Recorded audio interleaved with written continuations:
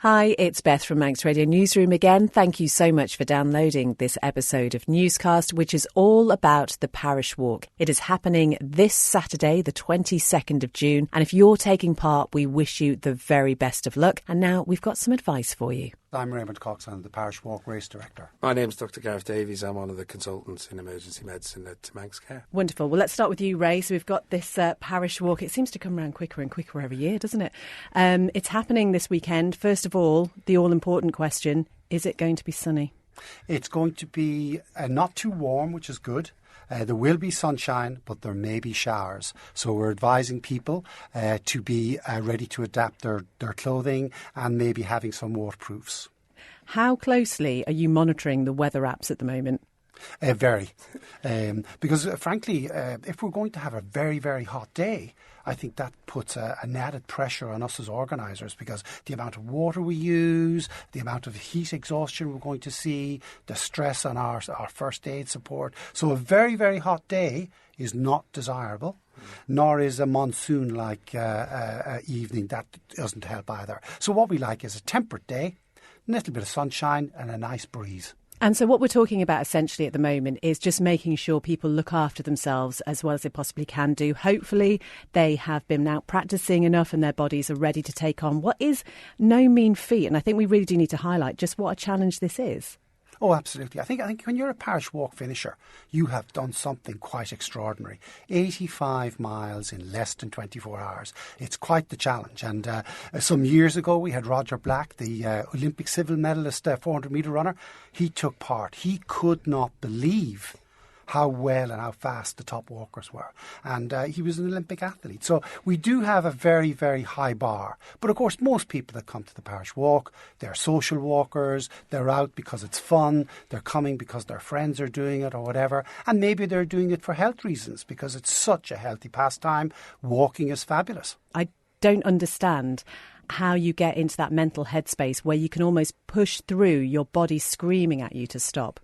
Yeah, I think that it's a physical challenge, and make no mistake about that. And I think getting your shoes right, getting your clothing right, having your basic training done.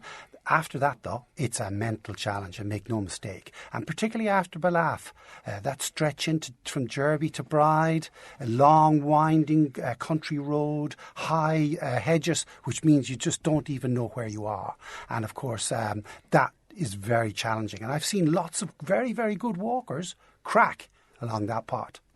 I just want to throw an idea at you, actually. Would there be any chance ever of having the Parish Walk start in Peel so the people who've no chance of ever finishing it can see the other side of the route? The chances are zero. And I have been asked this before, and I always quote, the Grand National is run over exactly the same course every single year.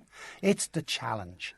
And we preserve that challenge. And I think what we do now in 2024, we need to be cognizant that the guys that came out in 1964 and did the Parish Walk and finished it without good training shoes, without good training, without all the support, nutrition, etc., etc. So I think we have to keep the challenge, very much preserve that challenge in recognition of what they did in the past. So you mentioned first aid stations around the route. Just talk us through what support is available for people on the day. Right. Our medical provision, as it were, starts off with the St. John Ambulance, who are wonderful supporters for us. So we have an ambulance at the back of the race.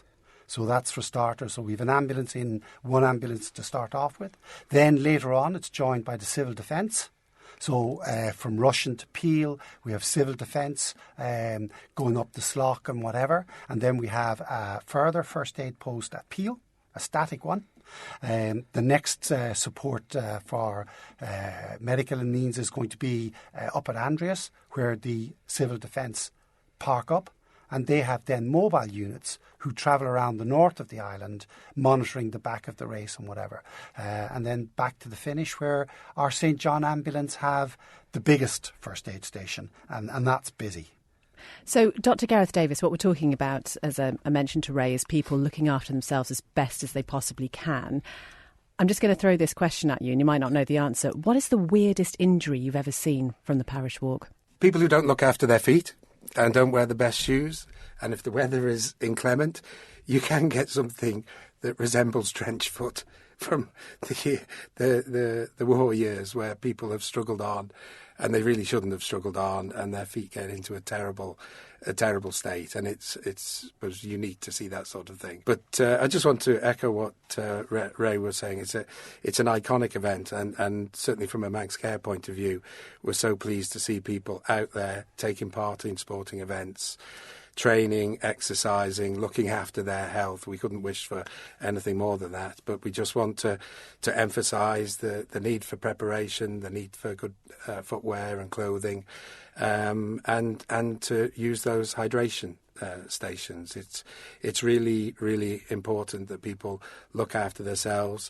It is a unique event because it goes on, as Ray says, for such a long time, that people are in a position to take painkillers multiple times throughout the event, and that's really something that we try and discourage.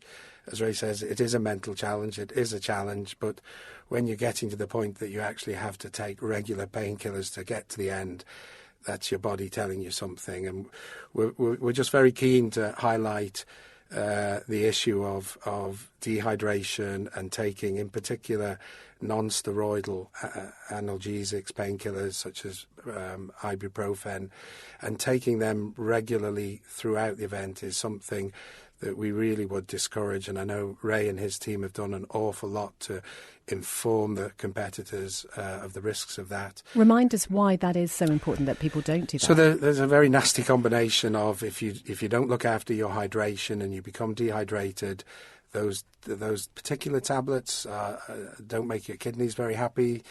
They're not necessarily very good for kidneys. So when you get dehydration and you're taking those tablets, you can get to a place where they're really knocked off their perch, and you can become quite unwell. So we'd just encourage people, think about that hydration, and think if you need to be taking painkillers, all the way through the event, your body's trying to tell you something, which is maybe come back a bit in terms of your pace so you can recover from any pains. But if it's not going away, then maybe it's time to give up and think about your preparation for next year. That's so difficult, isn't it? Because I think if somebody's in that headspace where they can almost put the pain to the back of their mind, I wonder at what point somebody else needs to step in and say, you need to stop, because you have to think about how you're going to be in the days and weeks following, I guess. Yes, and it is difficult. We recognise that because it is a physical challenge. The event is, as has been described, it's many hours, long mileage, and people do have aches and pains throughout it. But I think when it gets to the point that it's constant, and people are requiring painkillers to get through it, that's when people need to think about whether they're pushing themselves just a little bit too far. The great thing with the parish is that it doesn't matter where you get to, there are many personal goals, and so many people go shorter distances, but for them that really is such an achievement. Yeah. What can you do when you reach your destination to make sure you don't end up... I've mentioned to you before we came on to the interview that when I got to Peel the first time, I sat down and I swear to God, I could not move afterwards. I was stuck in the seated position for quite some time. Is there something that people can do to sort of wind down afterwards? Well, absolutely. I think anyone who's watched any of the professional cycling that's on television now, or any of the sports, warming up and warming down is just an integral part of anyone who's doing a high level of physical activity, and suddenly stopping at the end of it is where you're going to get into to problems. So I think taking a leaf out of some of the professionals that you see on the rugby pitch, the football pitch, you see them warm up and you see them warm down. So definitely a good piece of advice. You're saying I wasn't professional, Gareth, aren't you? Okay. Ray, you mentioned the forecast for Saturday. It sounds almost like we're going to have 4 seasons in one day. But while people might think, if it's not super sunny, I don't need to worry about sun cream, that's probably something that actually they do need to think about, even if it is cloudy. Oh, absolutely. We're going to be out in the sunshine or exposed to UV light, even on a cloudy day. There's a lot of UV light out there, and they will get sunburnt. This year, we have a new initiative with our friends from Skin Cancer Support Group. They're coming on board. They'll be down at registration with leaflets and information, and maybe free sun cream, which they will be liberally applying on Saturday morning. But the message is to look after your skin, and exposing it to high levels of UV light, particularly over a long period of time. And, okay, we mentioned the weather might be changeable, but I can pretty much guarantee you that on Saturday afternoon between, say, 12 and 6, it'll probably be sunshine, walking all the way up towards Kirkmichael and Ballaugh and Derby. It's a real sun trap. And the heat just bounces off the road, high levels of radiation going on there. So apply sunscreen, plenty of it, and do it frequently. And consider wearing a hat. So in terms of where we are now then, a couple of days before the event, what's the best advice in terms of preparation, nutrition-wise and I suppose exercise-wise? I mean, would you want to be doing a long walk at this point? OK, absolutely no more training. Go for a gentle stroll. Get your legs turned over. Get the feel of your racing shoes. That's all you should be doing. It's really important to turn up on Saturday morning at 8 o'clock feeling fresh and well. The nutrition thing, the pasta loading, it's a kind of a thing, isn't it, that came in there, say 10, 20 years ago. If you eat lots of pasta and whatever before a marathon, frankly, the science, and I'm sure Dr. Gareth will keep me right here, the science is that you really can't make much of a difference. It all boils down to the amount of glycogen in your liver and stored in your muscles. And you're not going to do that on Friday night if you haven't done it for the previous 3 months. So what I would say is don't change your routine. Eat your normal food, absolutely. And then Saturday morning, we need to think about taking little amounts of water, but frequently.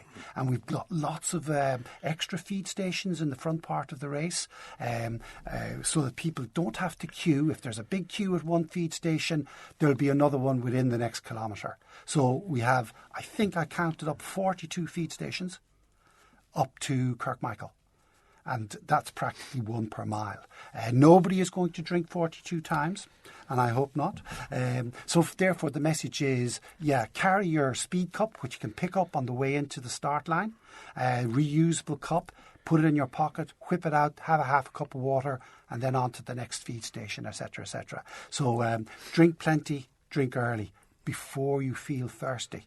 Once you start feeling thirsty in the race, you're already moving into a state of dehydration. And how many people are doing it this week? We had 3 entries, and we probably have around 1,200 hit the road, I'm reckoning. And Gareth, again, just finally, any other advice for you, certainly thinking about how you prepare your body over the next couple of days and then how you look after yourselves generally, and I guess if you need support during the race? Psychologically, the best thing people can be looking to do is to get through the event and do the event for many years to come, and don't necessarily throw it all at one event.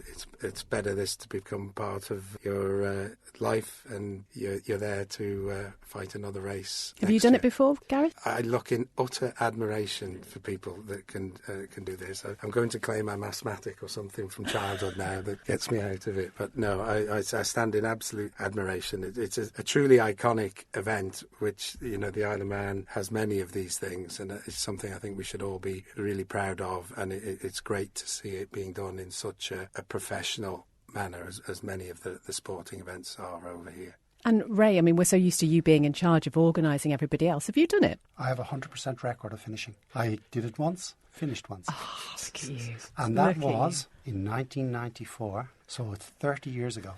And I came to the event not knowing what it was.